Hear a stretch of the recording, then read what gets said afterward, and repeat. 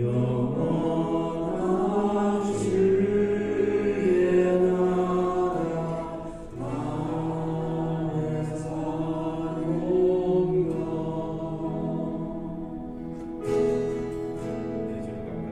내 주를 가까이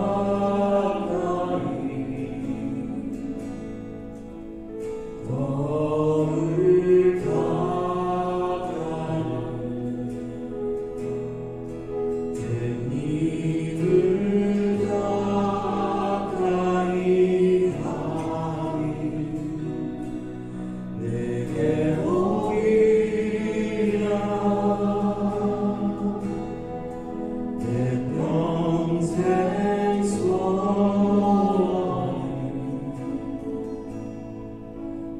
평생 소원이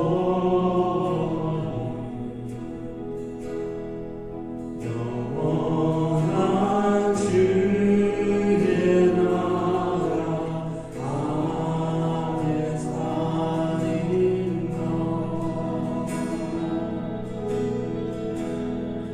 내 주를 가까이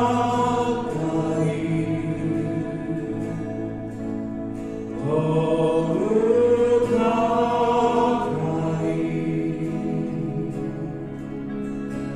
주님을 가까이 하니 내게 복이라.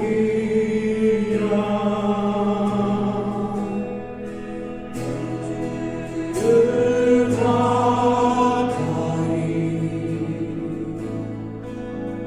더욱 가까이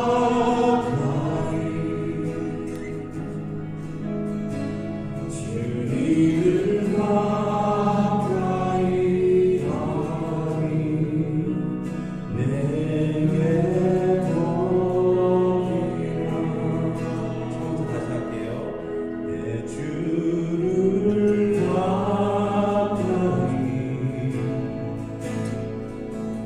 더욱 가까이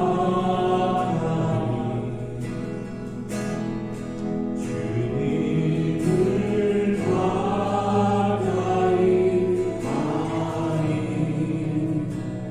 내게 복이라. 내 평생 소원이 평생 소원이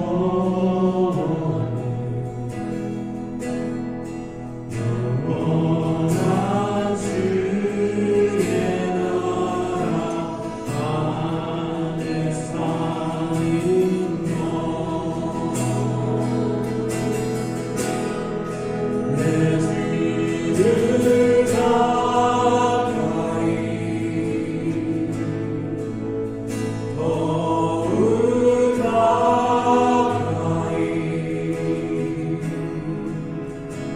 주님을 가까이 하니 내게 복이라. 내 주를 가까이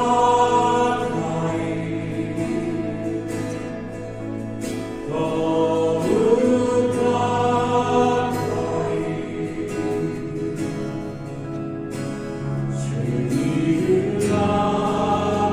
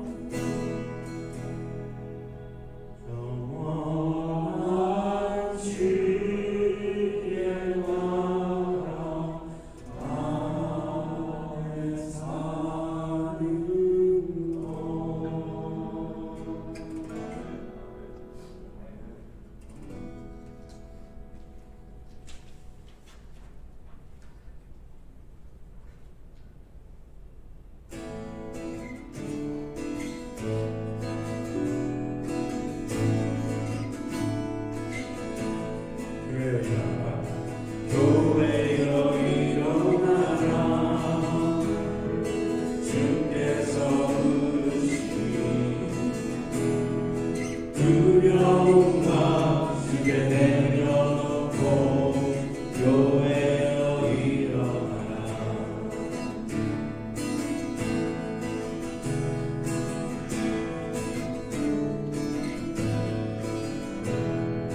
교회여 일어나라 주께서 보내시니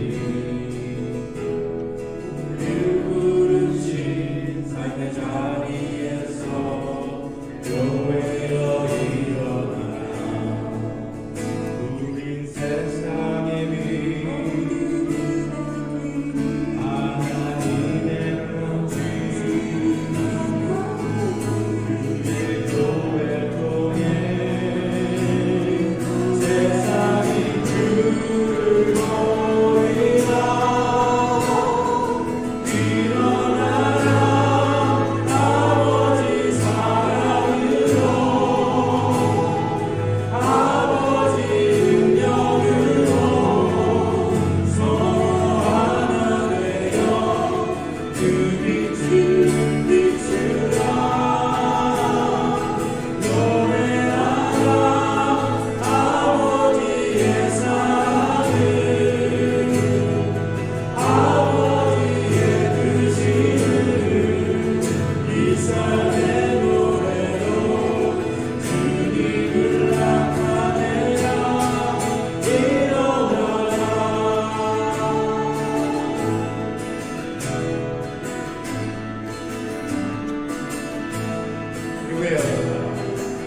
교회여 일어나라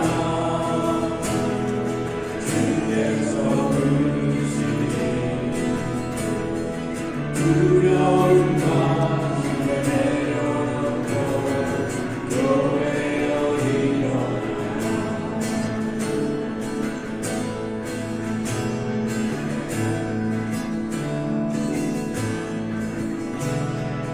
교회여 일어나라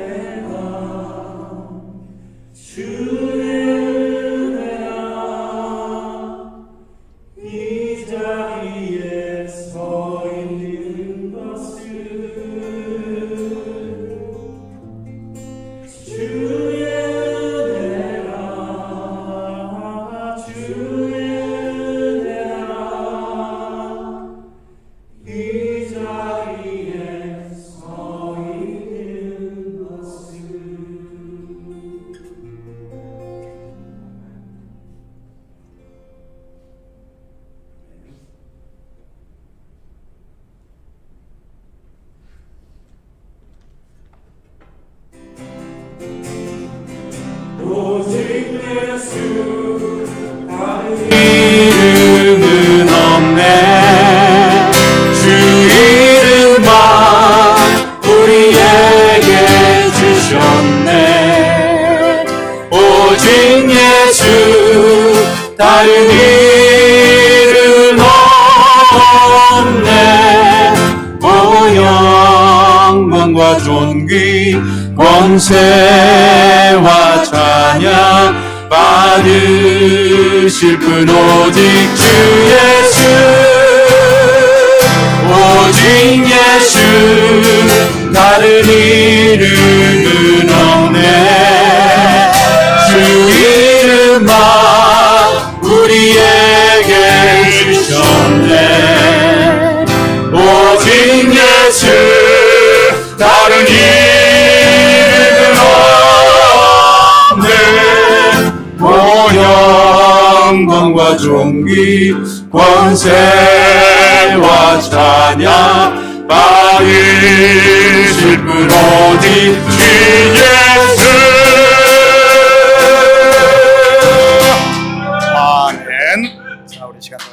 사도신경 하심으로 신앙 고백 드립니다. 전능하사 천지를 만드신 하나님 아버지를 내가 믿사오며 그 외아들 우리 주 예수 그리스도를 믿사오니 이는 성령으로 잉태하사 동정녀 마리아에게 나시고 본디오 빌라도에게 고난을 받으사 십자가에 못 박혀 죽으시고 장사한 지 사흘 만에 죽은 자 가운데서 다시 살아나시며 하늘에 오르사 전능하신 하나님 우편에 앉아 계시다가 저리로서 산 자와 죽은 자를 심판하러 오시리라. 성령을 믿사오며 거룩한 공회와 성도가 서로 교통하는 것과 죄를 사하여 주시는 것과 몸이 다시 사는 것과 영원히 사는 것을 믿사옵나이다. 아멘. 자, 먼저 교회 소식 전해드리도록 하겠습니다. 3월과 4월 2달 동안 대신방을 합니다. 신방 받기를 원하시는 분들은 입구 대신방 일정표에 날짜와 시간을 적어 주시기 바랍니다. 오늘부터 새가족 교육이 새가족실에서 있습니다. 등록하시고 교육을 받지 않은 분들은 꼭 참석해서 우리 교육을 받고 그리고 각 우리 목장으로 이렇게 배치하도록 하겠습니다. 다음 주일 오후 6시부터 7시 30분까지 롱아일랜드에 있는 아이스케이팅을 우리 EM에서 우리 학생부에서 렌터를 했습니다. 그 시간을 전체 링크를 다 렌트를 했습니다. 혹시 그 아이스링크가 워낙 크다 보니까 우리 학생부뿐만 아니라 어른분들 중에서도 못 타시는 분들은 말고요. 사고 나니까 좀 타시고 이렇게 하시는 분들은 함께 참여해서 우리 온 성도들이 좀 1시간 반 정도 한 2시간 가까이 되는데 함께 시간을 보낼 수 있으면 좋겠습니다. 모든 것이 다 무료라고 합니다. 우리 벌써 페이가 다 끝났습니다. 그래서 가서 신발 보태하고 함께 이렇게 타면 됩니다. 저도 예전에 한번 타봤었는데 그 실력이 나올지는 모르겠습니다만은 아무튼 시간 되시는 분들은 지금 주소가 안 나와 있는데 다음 주에 이게 확인된 대로 가는 길과 약도 모든 것을 그렇게 하도록 하겠습니다. 오는 7월 첫 주에 가는 온두라스 우라코 국제학교 단기 선교팀을 모집합니다. 등록은 우리 안미숙 전사님께 해주시고 4월 첫 주에 이렇게 마감하도록 하겠습니다. 해외에 이렇게 가는 것은 비행기표를 3개월 전에 미리 이게 다 티켓팅을 해야만 우리가 원하는 가격에 할 수가 있습니다. 그래서 가시길 원하시는 분들은 좀 미리 이렇게 접수를 해주시면 감사하겠습니다. 자, 우리 혹시 다른 광고 있습니까? 자, 다른 광고 없으면 우리를 대표해서 안진나 전사님 나오셔서 기도해 주시겠습니다.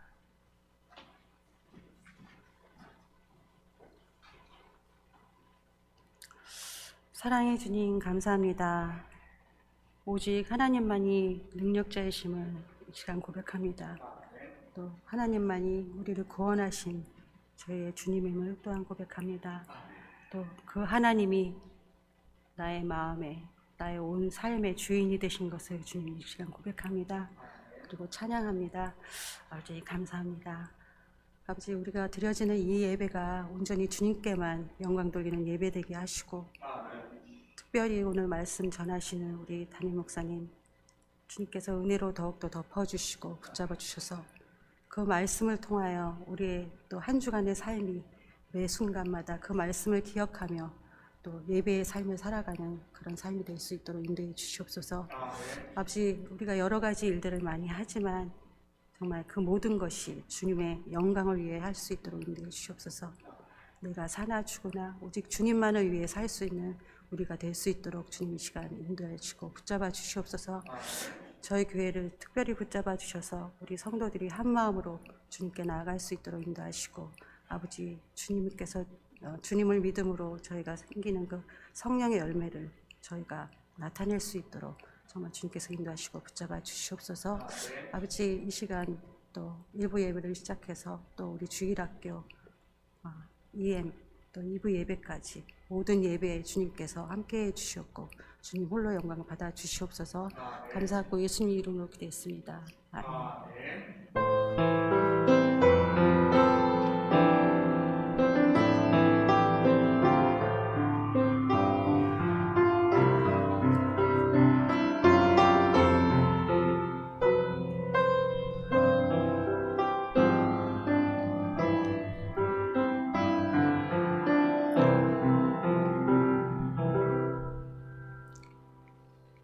자, 이 시간 하나님께서 우리에게 주시는 하나님 말씀은 로마서 14장 1절부터 12절까지 말씀, 저와 여러분이 한 절씩 교독합니다. 믿음이 연약한 자를 너희가 받되 그의 의견을 비판하지 말라.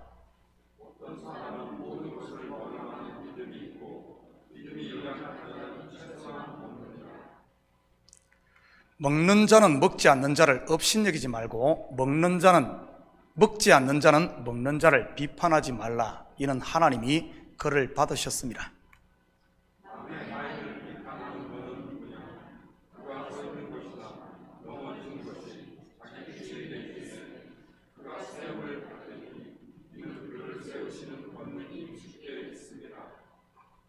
어떤 사람은 이 날을 저 날보다 낮게 여기고 어떤 사람은 모든 날을 같게 여기나니 각각 자기 마음에 확정할지니라.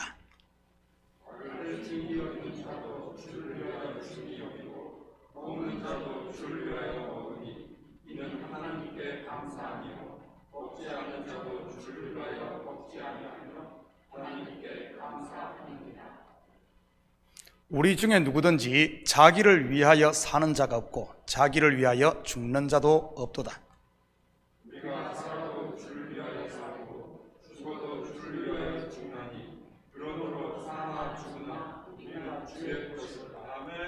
이를 위하여 그리스도께서 죽었다가 다시 살아나셨으니 곧 죽은 자와 산 자의 주가 되려 하심이라.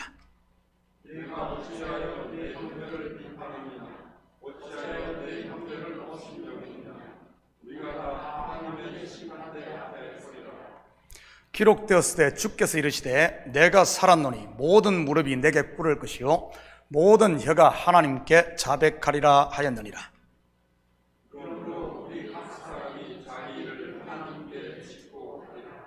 아멘. 드려진 예물 위에 같이 기도드립니다. 사랑의 아버지 하나님, 참으로 감사드립니다. 지난 한 주간도 저희들 주님 날개 안에 온전히 품어주시고 주님의 강한 손과 편팔로 저희들을 아버지 하나님 안아주시고 지켜주시니 참으로 감사를 드립니다. 한순간도 주님의 아버지 하나님 돌보심이 없이는 우리가 호흡할 수 없는 아버지 하나님 그런 흙과 같은 존재임을 다시 한 번 더 고백합니다. 주께서 우리를 아버지 하나님 은혜의 날개 안에 품어주셨기에 하나님을 아바 아버지라 부르며 이 땅 가운데 당당하게 살아가게 하신 하나님, 이 시간 아버지 하나님 주께서 우리에게 주신 물질의 11조와 감사예물과 주일 예물과 선교의 예물과 아버지 하나님 구제 예물로 주님 앞에 올려드립니다. 이 예물이 하늘 곳간에 온전히 쌓이게 하시고 하나님이 기뻐하시는 우리의 마음과 정성이 담긴 예물 되게 도와주시옵소서. 특별히 아버지 하나님 우리 성도들의 삶의 영역을 지키시고 아버지 하나님 악한 것들 틈 못하게 주께서 강한 팔과 편팔로 붙들어 주시옵소서. 특별히 우리 성도들 아버지 하나님 하나님을 아는 지혜와 지식을 더하여 주사 사단이 속삭인 아버지 하나님 그 짓에 속지 않도록 쥐어두시고 믿음에 굳게 서서 남자답게 강건하게 살아가는 우리 성도들 되게 도와주시옵소서.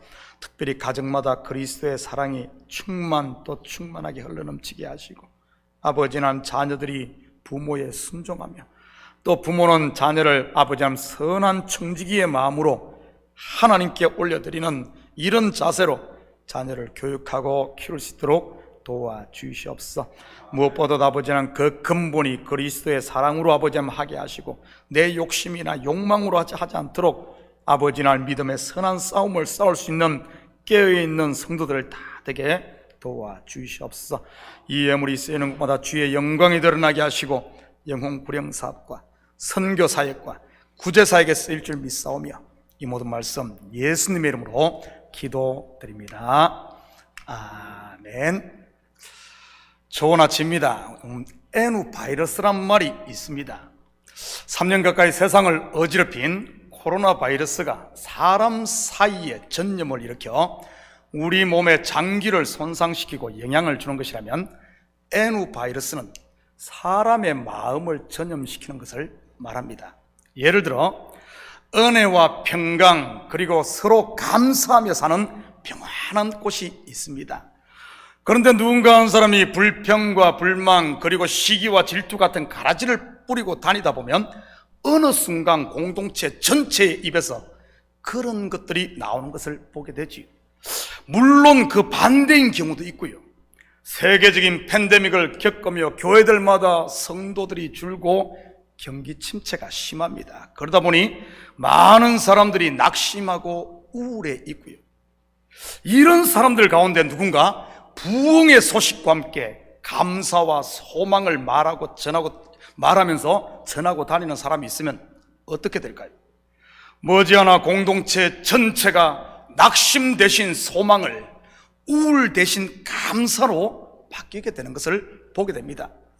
지금까지 세계는 몸을 병들게 하는 코비드-19 확산을 막기 위해 각종 모임을 제한하기도 하고 거리두기, 손 씻기, 마스크 쓰기 의무와 거기에 예방접종까지 장려해 왔습니다. 심지어 접종을 하지 않으면 출입국을 제한하기까지 하는 초강수를 뜨며 피나는 노력을 해왔지요. 그 노력의 결과로 인해 지금은 그 확산세가 꺾여 우리가 코로나 이전만큼은 아니더라도 거의 일상을 회복했습니다. 이러한 눈에 보이는 땅의 끝을 통해 우리는 보이지 않는 하늘의 끝을 볼 수 있어야 하는 것이지.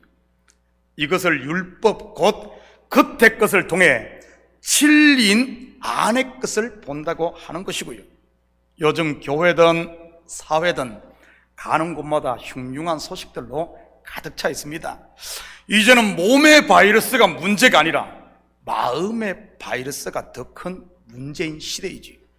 서로에 대한 불신, 내일에 대한 불안, 그리고 막연한 우울함과 고독함 같은 것들 말입니다. 이럴 때 성도인 우리가 해야 할 일이 무엇이겠습니까? 먼저는 땅의 것을 통해 하늘의 것을 보아야 하듯 몸으로 3년 동안 경험한 것들을 통해 우리가 이 마음에도 우리가 잘 적용을 해서 이런 우울한 감정, 불평과 원망의 감정, 서운한 감정들이 있는 그곳에 우리가 에누바이러스, 감사와 찬양을 전해야 되는 것 아니겠어요? 그리고 우리가 혹시 그런데 물들지 않도록 때로는 우리가 영적인 거리두기도 필요하고 때로는 영적 마스크를 쓰게 되기도 하고 때로는 보면 영적 손 씻기도 해야 되고 때로는 우리가 영적인 예방접종을 통해 우리 한 명 한 명이 바로 서 가야 하는 겁니다. 이런 일들은 이번이 끝이 아니에요. 여러분 보십시오. 앞으로 코로나 이거 끝일 것 같습니까? 또 다른 독감도 올 수 있고 더 심한 것도 올 수 있고 그럴 때 우리가 잘 준비되어 있으면 어떻습니까? 뭐 문제가 없죠. 사실 우리 지금 살고 있는 우리 세대에 코로나 같은 이런 팬데믹이 처음 겪다 보니까 초기에 많은 어려움이 있고 많은 사람이 죽었지. 만약에 지금 3년 지금 지난 후에 우리가 준비된 이 상황에 지금 온다고 하면 어쩌겠습니까?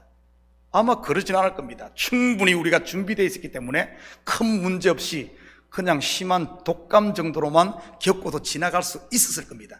준비되지 않았기 때문에 그런 어려움을 겪었던 것이지.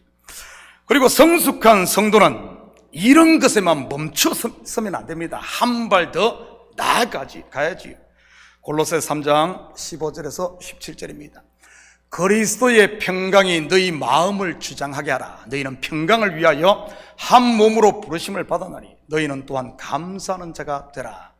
그리스도의 말씀이 너희 속에 풍성히 가하여 모든 지혜로 피차 가르치며 권면하고 시와 찬송과 신령한 노래를 부르며 감사하는 마음으로 하나님을 찬양하고 또 무엇을 하든지 말에나 일에나 주 예수의 이름으로 하고 그를 힘입어 하나님 아버지께 감사하라. 저는 우리 성도들의 가슴이 말씀으로 가득 채워질 수 있기를 축복합니다. 그래서 입을 열 때마다 은혜와 감사가 나오고 만날 때마다 위로하고 감싸줌으로 서로에게 힘과 용기를 주는 하나님의 일꾼들이 다 되었으면 좋겠습니다. 성도의 마음밭 곧 옥토에 곡식이 왕성하게 자라면 말씀으로 충만해지면 은혜와 평강으로 채워지면 아무리 가라지들이 온다 할지라도 여러분, 가라지가 스스로 말라버리는 겁니다. 내 속이 비어있기 때문에, 곡식이 자라지 않고 있기 때문에 가라지들이 자라는 겁니다. 사단은 언제나 이 가라지를 시도 때도 없이 뿌리거든요. 그런데 내 속에 충만하게 채워 있으면 문제되는 게 아니죠. 오늘 본문은 성도에게 맺히는 열매가 무엇인지를 보여주고 있습니다. 로마서 12장 이유는 겉으로만 보면 마치 하라와 하지 말라고 다시 율법을 강조하는 것처럼 보이지만, 제가 지난 설교에서 그렇지 않다고 했습니다. 내가 은혜 안에 있는지 아니면 율법 아래 있는지 판단하는 리트머스 시험지라고나 할까요? 로마서 12장부터 16장까지는요. 학창시절 화학 시간에 산과 염기를 구분하는데 이 리트머스 시험지를 가지고 우리 실습하지 않았습니까? 오늘 본문을 통해 내가 지금 서 있는 곳이 어디인지 확인했으면 좋겠습니다. 지금 나에게 맺히는 열매를 보라는 이런 말이지요. 왜냐하면 그 열매를 보면 그 나무가 무엇인지 알 수 있으니까요. 먼저는 내 마음에 맺히는 열매를 보고, 그것이 안 보이면, 분별이 안 되면 내 주위 사람들을 보면 분명히 알 수 있는 것이니까요. 여러분 주위 사람들의 얼굴을 여러분 한번 둘러보시기 바랍니다. 한번 둘러봐요. 여러분 주위 이렇게 한번 둘러봐요. 뭐 얼굴만 봐서는 전혀 알 수 없죠. 다들 잘생긴 선남 선녀요, 미남 미녀들이니 말이지요. 또 교회 올 때는 집에서 가장 좋은 옷 입고 오잖아요. 그리고 평소 안 하던 화장도 하고 또 머리도 훅가시 하고 이러면서 말입니다. 자, 그러면 인사 겸 해서 이렇게 한번 물어보십시오. 평안하십니까? 한번 물어봐요.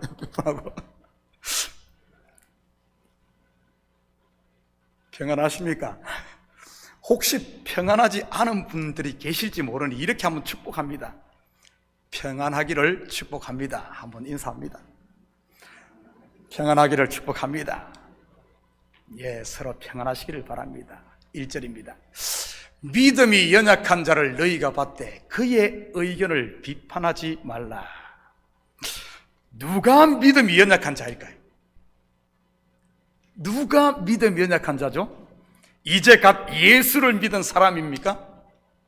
그렇다면 교회만 오래 다니면 믿음이 튼튼해집니까? 글쎄요, 얼씨다. 여기서 말하는 믿음이 연약하다는 말은 그런 의미가 전혀 아닙니다. 로마서에서 믿음이 연약하다는 말은 율법의 초보에 머물러 있는 사람을 일컫는 말입니다. 우리는 그 사실을 다음 구절을 통해 분명하게 확인할 수 있지요. 2절입니다. 어떤 사람은 모든 것을 먹을 만한 믿음이 있고 믿음이 연약한 자는 채소만 먹느니라. 이 말씀은 당시 시대 상황이 반영된 말씀입니다. 여기서 모든 것을 먹는다 할 때 모든 것은 주로 고기를 일컫는 말로서 당시 시장에서 유통되는 고기는 대부분 신전 제사의 제물로 바쳐졌던 것들입니다.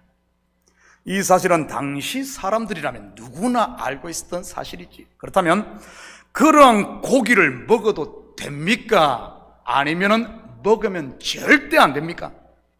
우리식으로 말하자면 고사 지낸 돼지머리 먹어도 되냐는 말이지요. 성도가.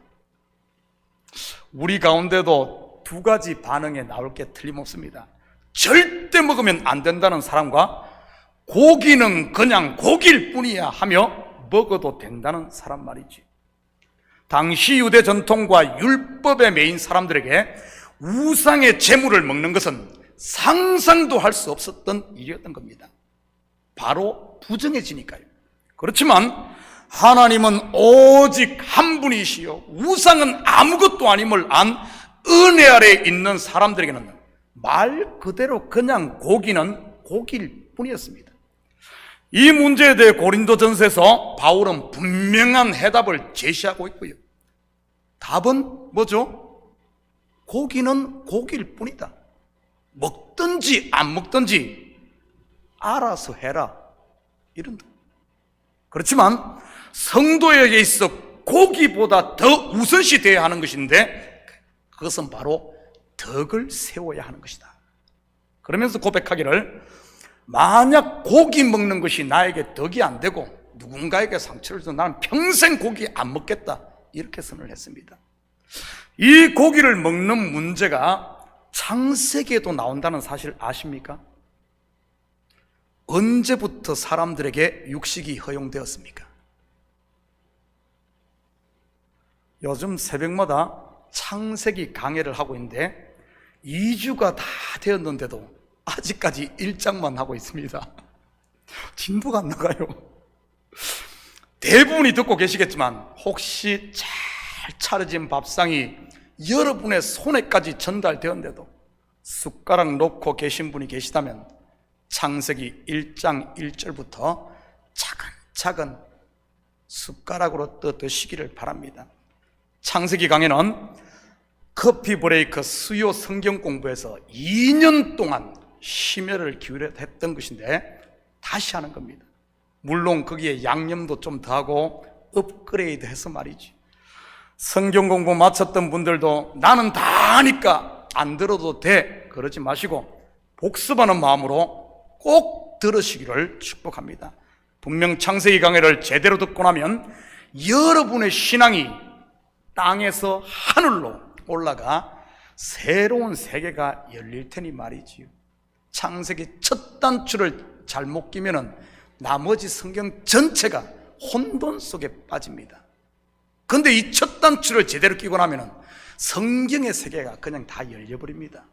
꼭 들으시기 바랍니다. 그렇다면 창세기 1장에 하나님께서 사람들에게 처음 주신 양식이 뭐죠? 창세기 1장 29절입니다.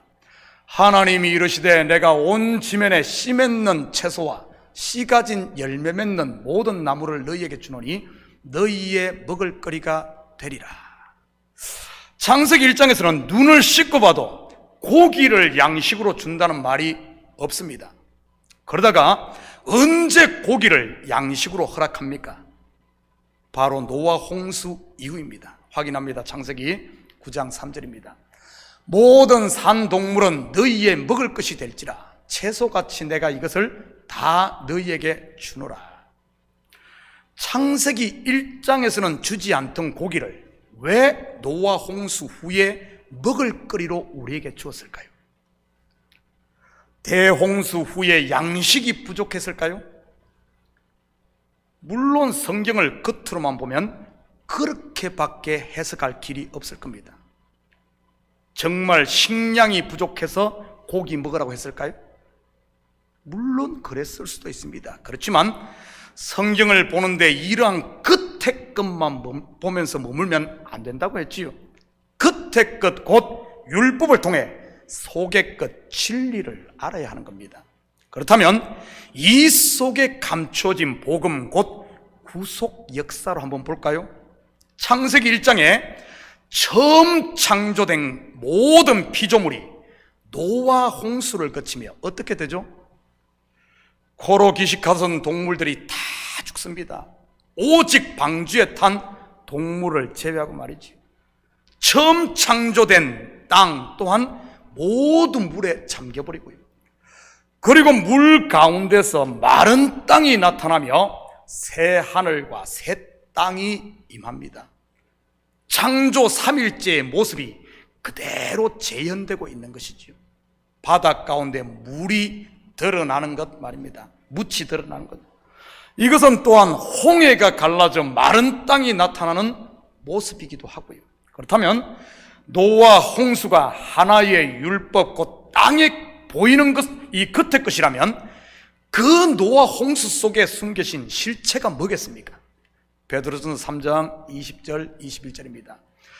그들은 전에 노아의 날 방주를 준비할 동안 하나님이 오래 참고 기다리실 때 복종하지 아니하던 자들이라. 방주에서 물로 말미암아 구원을 얻은 자가 몇 명뿐이니 겨우 8명이라. 물은 예수 그리스도께서 부활하심으로 말미암아 이제 너희를 구원하는 표니 곧 세례라. 이는 육체의 더러운 것을 제하여 버림이 아니요 하나님을 향한 선한 양심의 강군이라. 뭐죠? 노아의 홍수의 구속사적 실체 말이지요. 바로 세례인 것입니다. 예수와 함께 육신의 옛사람이 십자가에 못 박히고 그리스도와 함께 부활한 새 사람인 저와 여러분의 이야기인 것이지요. 율법 아래서 더 이상 종노릇하지 않고 산 은혜 아래 사는 새로운 피조물의 삶 말입니다. 오늘 본문에 보면 누가 고기를 먹죠?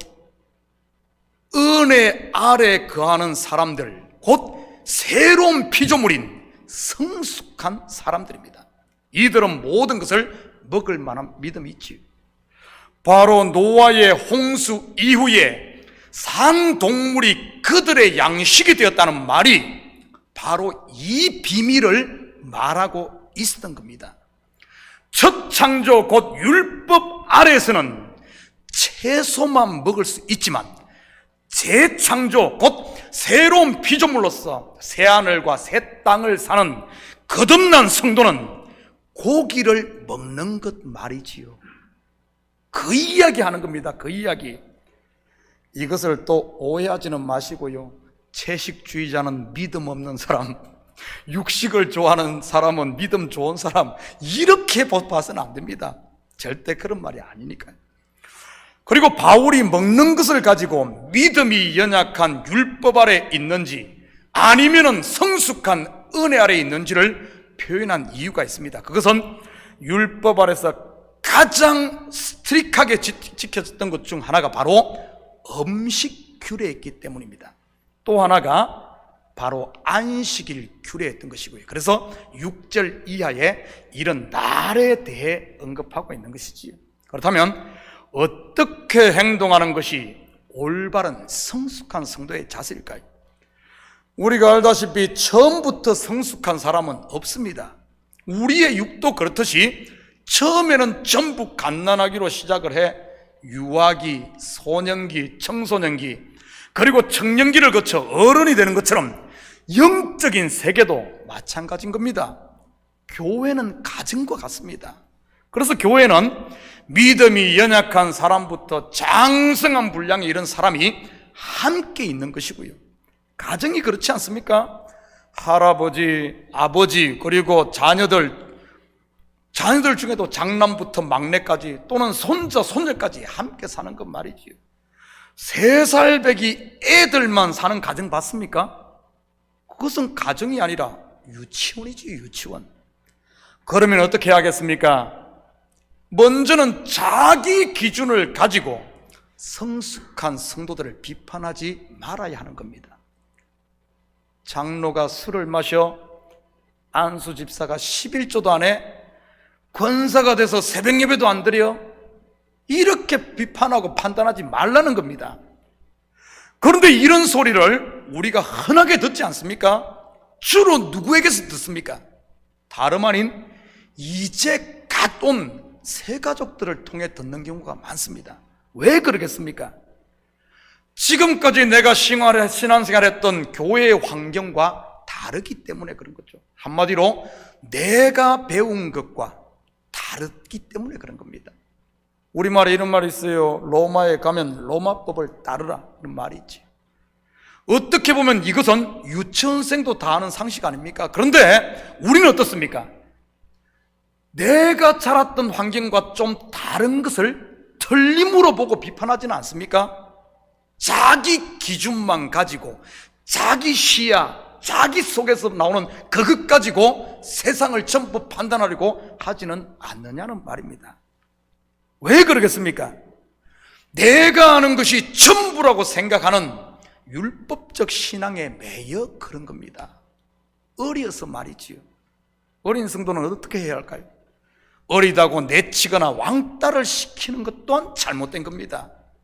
잘 돌보고 그의 눈을 열어주고 귀를 열어주고 시야를 넓혀, 아, 이것이 다가 아니었구나, 이것도 있구나, 이것도 있구나, 이것도 있구나 하며 자기를 벗어나 다른 사람을 이해하고 품어주고 함께 할 수 있는, 이렇게 성장시켜 줘야 되는 것이죠. 가정에도 그렇지 않습니까? 어린아이일수록 더 관심을 가져야 하는 것이지요. 그리고 은혜 아래 사는 성도는, 성숙한 성도는 율법 아래 매인 미숙한 성도를 업신여기면 안 됩니다. 여러분, 개구리 올챙이 시절 모른다는 속담이 있듯 우리도 똑같이 율법의 초보 과정을 거쳐 이 성숙한 신앙에 왔기 때문에 그렇습니다. 여러분은 누구에게 가장 많이 배웁니까? 누구에게 배워요? 바로 위에 있는 선배나 동료 아닙니까? 동생이 형을 그대로 따라하듯이 성도들도 마찬가지입니다. 성도들이 목사 따라할 것 같습니까? 아닙니다. 이제 가온 성도는 자기보다 몇 주 앞에 온, 몇 달 앞에 온 성도를 보고 가장 많이 배웁니다. 학교로 친다면 1학년생은 바로 위 선배인 2학년을 통해 배우고, 2학년은 3학년을 통해, 중등부는 고등부를 통해, 그리고 고등부는 대학부로 선배들을 통해 가장 많이 배우는 것이죠. 그런데 미숙하다고 업신여기고 왕따를 시키면 어떻게 되겠습니까? 결국 끼리끼리 모이게 될 것이고, 끼리끼리 모여서는 신앙이 성장하지를 못하는 겁니다. 그리고 성숙한 사람들 또한 자기들끼리만 모이다 보면 결국에는 교만해져 세상 표현으로 말하면 그냥 능구렁이가 되고 마는 겁니다. 여러분은 혼자가 아님을 꼭 기억하시기 바랍니다. 내가 본을 삼고 따라야 할 믿음의 선배도 있고 지금 나를 보고 쫓아오는 후배도 있다는 사실을 잊어서는 안 됩니다. 그 사실을 안다면 어떻게 나 혼자쯤이야, 나는 괜찮아, 이럴 수가 있겠습니까? 이것이 바로 은혜 받은 성도의 삶인 것입니다. 자기만을 위해 사는 것이 아닌 주를 위해 사는 것 말이지요. 자꾸 자기를 공동체로부터 분리시켜 혼자 높은 데 따로 거하려고 하는 것이 아니라, 이것은 올바른 게 아닙니다.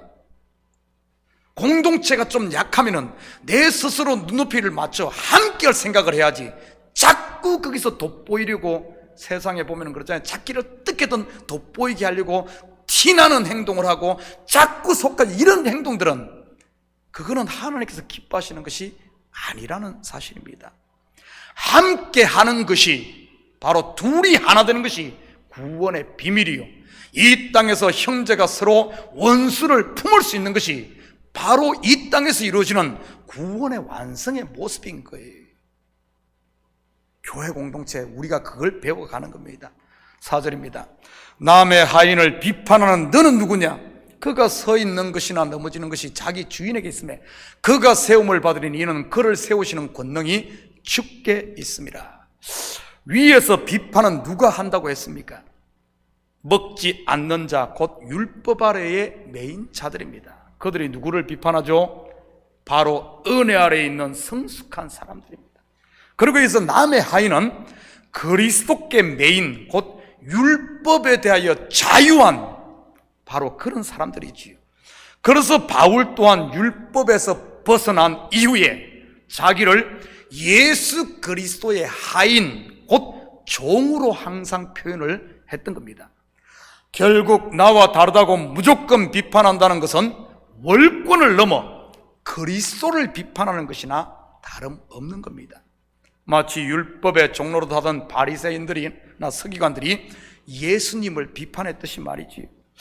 오래전 이 텔레비전 광고 중에 이런 문구가 있습니다. 약은 약사에게, 진료는 의사에게. 우리 교회도 약사 한 분이 계셨습니다. 물론 지금은 저 위에 계시지만 말이지.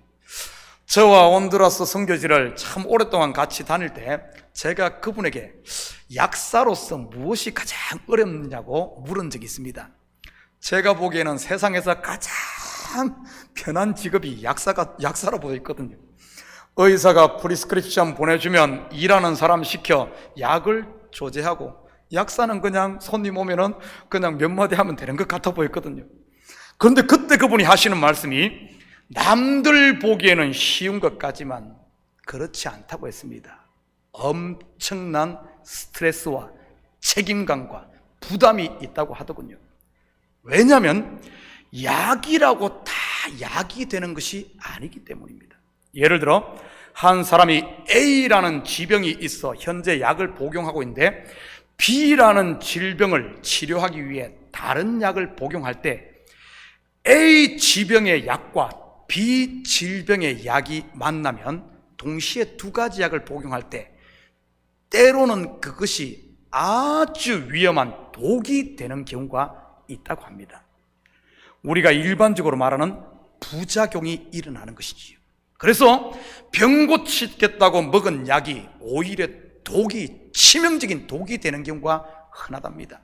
세상 표현을 하면 궁합이 맞는지를 약사는 꼭 확인을 해야 한다고 하더군요. 약사에게 가장 중요하고 무거운 짐이 바로 그거라고 했습니다. 의사는 거기까지는 알 수가 없다는 것이지요. 그래서 진료는 의사가 하고 약은 반드시 약사가 짓는 것이고요. 그런데 약사가 진료까지 다 해버린다든지 의사가 약까지 자기만 하는 수준으로 약까지 짓는다면 그것은 한마디로 돌팔이가 되고 마는 것입니다. 이것은 교회에서도 마찬가지입니다. 율법 아래의 초보적인 지식을 가지고 콩나라 반나라 해서는 안 된다는 말입니다. 목사의 역할이 있고 장로의 역할이 따로 있는 것입니다. 성숙한 성도가 바라보는 그 세계와 아주 어린 성도가 바라보는 세계가 다른다는 겁니다.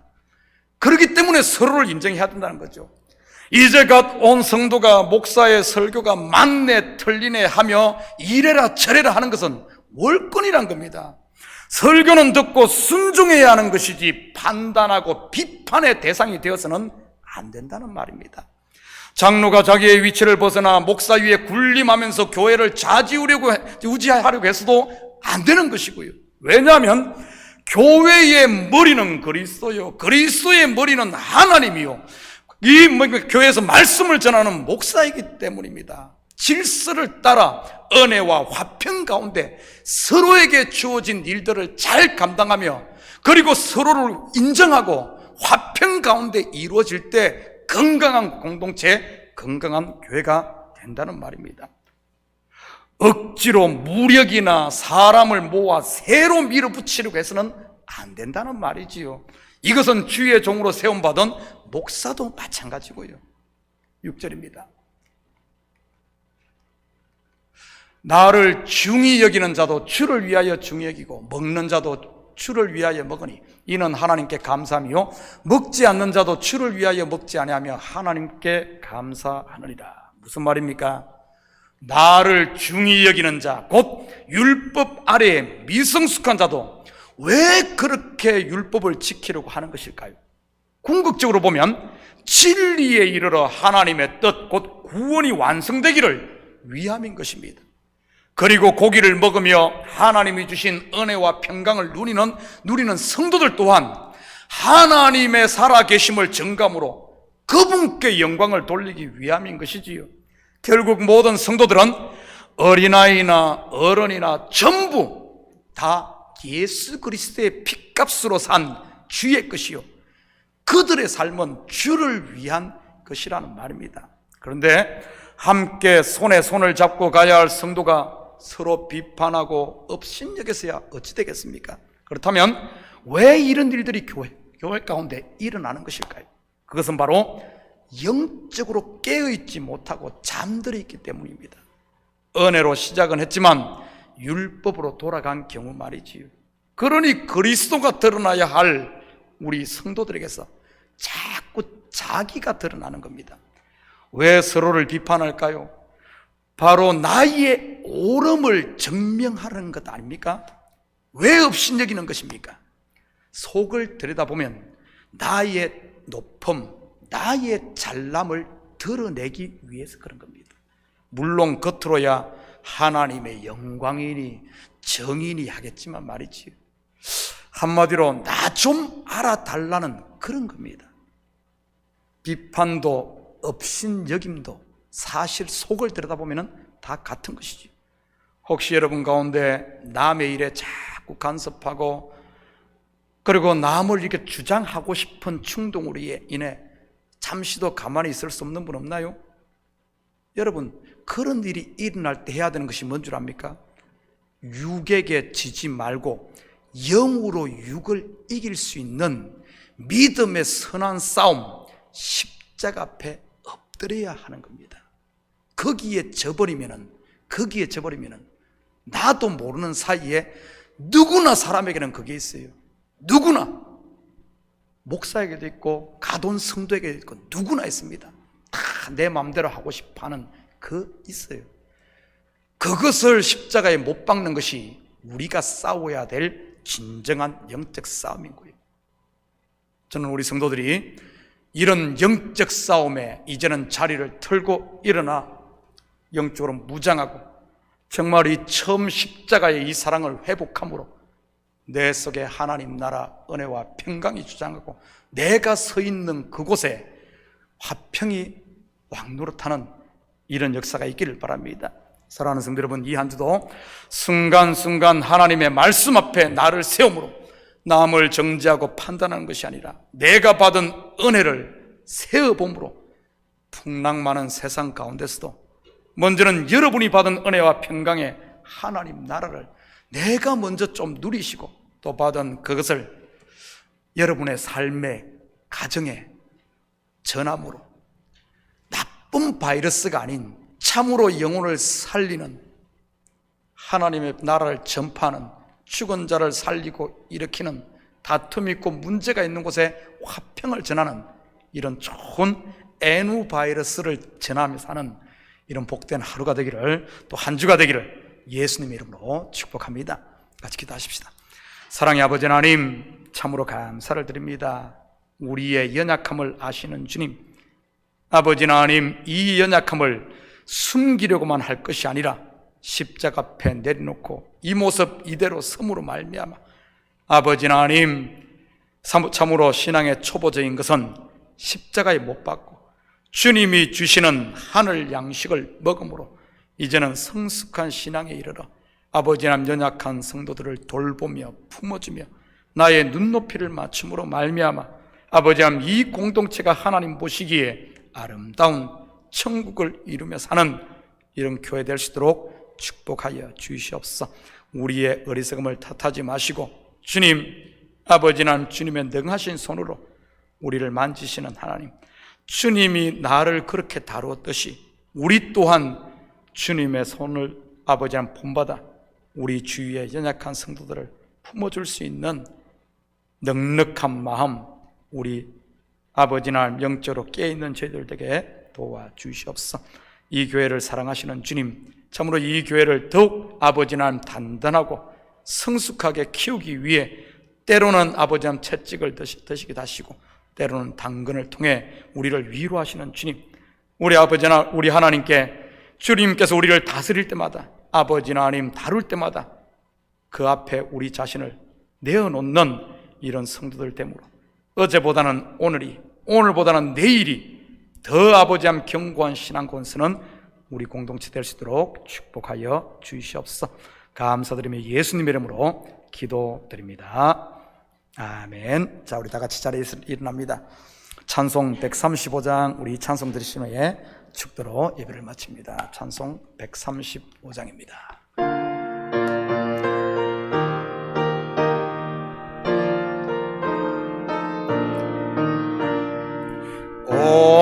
어저께나 오늘이나 어느 때든지 영원토록 변함없는 거룩한 말씀 믿고 순종하는 이의 생명 되시며 한량없이 아름답고 기쁜 말일세 어저께나 오늘이나 영원 위궁이 한결같은 주 예수께 찬양합니다. 세상 지나고 변할지라도 영원하신 주 예수 찬양합니다. 백랑이는 바다 위로 걸어오시고 갈릴리의 험한 풍파 잔잔케 하고 겟세마네 동산에서 우리 위하여 눈물 짓고 기도하신 고난의 주님, 어저께나 오늘이나 영원 무궁히 한결같은 주 예수께 찬양합니다. 세월 지나고 변할지라도 영원하신 주 예수 찬양합니다. 허물 많은 베드로를 용서하시고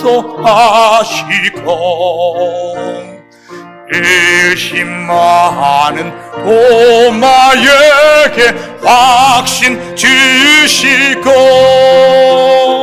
사랑하는 그의 제자 가슴에 안고 부드러운 사랑으로 품어주셨네.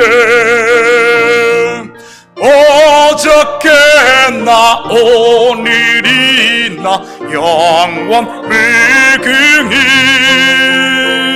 한결같은 주 예수께 찬양합니다. 세월 지나고 변할지라도 영원하신 주 예수 찬양합니다. 엠마오로 행하시던 주님 오늘도 한결같이 우리 곁에 함께 계시고 우리들을 영접하러 다시 오실 때 변함없는 영광의 주 진입해 오리. 어저께나 오늘이나 영원 무궁히 한결같은 주 예수께 찬양합니다. 세월 지나고 변할지라도 영원하신 주 예수 찬양합니다. 아멘. 이제는 우리 주 예수 그리스도의 은혜와 하나님 아버지의 무한대하신 사랑하심과 성령님의 감화 감동 충만 역사 위로하심이 이 한 주간도 온전히 그리스도의 화평이 우리 속에 거하고 우리 속에 불안, 근심, 걱정, 두려움은 그냥 놔두는 것이 아니라 십자가 앞에 엎드림으로 믿음의 선한 싸움 싸워 우리 주께서 승리하셨듯이 승리의 깃발을 꼽아 이런 것들이 더 이상 틈타지 못하고 하나님이 주신 은혜를 마음껏 누리고 또 그 사랑을 우리의 삶의 현장에 전함으로 이 시대 암울하고 어두운 가운데 빛을 비추며 세상을 밝게 하는 이 시대 하나님의 사자로 그리스도의 일꾼으로 살길 원하는 사랑하는 성도들 머리 위와 저들 가정 위에와 사업이, 그리고 고국에 두고 온 부모 형제들 머리 위에 이제부터 영원토록 함께 있을지어다. 아멘. 아버지